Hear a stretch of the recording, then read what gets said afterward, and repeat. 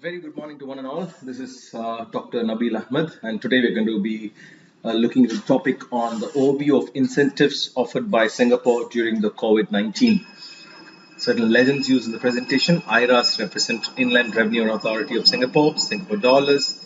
PTR is Property Tax Rebate. SME stands for Small and Medium Enterprises. The COVID-19 pandemic has distorted the economic order of many countries, and Singapore is also one of the affected countries being faced with recession and several sectors being affected. The responsiveness of the Singaporean government to the COVID-19 pandemic in the economic stimulus packages, programs, and other incentives has been analyzed in this webinar. Crucial measures like deferment of taxes, tax rebates, and loan schemes, support to low-income workers, and assistance to specific sectors like tourism have been undertaken. Apart from this, financial assistance to Singaporean household and flexibility on fees and loans have been enforced. So let's look into them in detail. The first stimulus, which is called as the Unity Budget 2020, for Singapore dollars 4 billion on February 18, 2020, Singapore government announced 2020 budget named the Unity Budget, which focused on providing short-term support for business and sectors impacted by the COVID-19 outbreak. The government also targets technology, innovation, and entrepreneurship as particular areas of growth with the vision to transform Singapore into a global Asia node of technology, enterprise, and innovation. The government also provides support in the form of tax rebates and loans for small and medium enterprises. So the Unity budget features the stabilization and support packages of 4 billion Singapore dollars to provide necessary short-term support to businesses to improve their cash flow position and keep local workers in employment. So employers will receive a 8% cash grant on the gross monthly wages of each local employee for 3 months, subject to a monthly wage cap of 3,600 per employee. Enhances the wage credit scheme. The government will raise the co-funding level to 15% for 2020 from 10%, as well as a monthly wage ceiling to $5,000. Corporate income tax rebate for the financial year at a rate of 25% and capped at Singapore dollars 15,000 per company. The government will raise the maximum loan quantum from 300,000 to 600,000 and increase the risk share on these loans from a current 50 to 70% level to 80% to support the SMEs. It also has a direct aid to impacted sectors such as the crucial areas of the economy such as tourism, aviation, retail, food services, and point-to-point transport services have been identified that will require direct aid. Within the tourism sector, a property tax rebate of up to 30% for the year 2020 has been granted, along with licensing fee waivers to hotels and travel agents. International cruise and regional ferry terminals can receive up to a 15% property tax rebate, with the integrated resorts will receive up to a 10% rebate. Measures to aid the aviation sector took the form of the Aviation Sector Assistance Package, co-funded by the government, the Civil Aviation Authority of Singapore, which aims to help defray business costs and protect jobs. The NEA, the National Environment Agency, will provide a full month's rental waiver to stall holders in NEA managed hawker centers and half a month rental waiver to its commercial tenants. From the Union Budget's Transformation and Growth Package, to enable Singapore to grow and transform its economy, the government has prepared Singapore dollars 8.3 billion in funding over the next 3 years. The government will focus on three main areas. The first one, the government aims to develop an expanded network of economic linkages through new free trade agreements and double tax agreements with international partners, deepening enterprise capabilities by adopting digitalization, new innovation, and accessing new markets overseas. And third one is developing local human resources through the Skill Future program. This program will assist individuals in gaining new skills, enhance the role of businesses in developing their staff, and support mid-career workers to help them stay employed.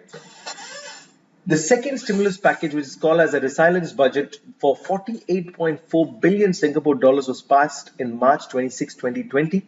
The Singaporean government launched its second stimulus package to counter the effect of the economic fallout of the COVID-19 pandemic. The budget aims to support the local business through the deferment of taxes, tax rebates, and loan schemes, as well as supporting low-income workers and self-employed persons through a new training program and cash handouts. The resilience budget features mainly to support local businesses, and it has the main features for enterprise financing scheme, a trade loan for a maximum quantum of $10 million where government's risk share up to 80%. Enhancement of loan insurance scheme where subsidies to businesses from loan insurance premium raised from 50 to 80%. Enhancement of temporary bridging loan program expanded from the tourism sector for all enterprises. Maximum support raised to 5 million Singapore dollars from a million. And loan quantum for SMEs have further been increased to 1 million. So there is an additional 20 billion in loan capital available. For the impacted sectors, the government will introduce a 350 million aviation support package. For every local aviation worker in employment, government will pay 75% of the wage offset. The tourism industry will benefit from the job support scheme, which is open for licensed hotel, travel agencies, and this is also a 90 million additional funding to this industry. Firms in the F&B industry will also be eligible for the job support scheme. For this, the government will provide a 50% wage offset for the first 4,600 monthly wages.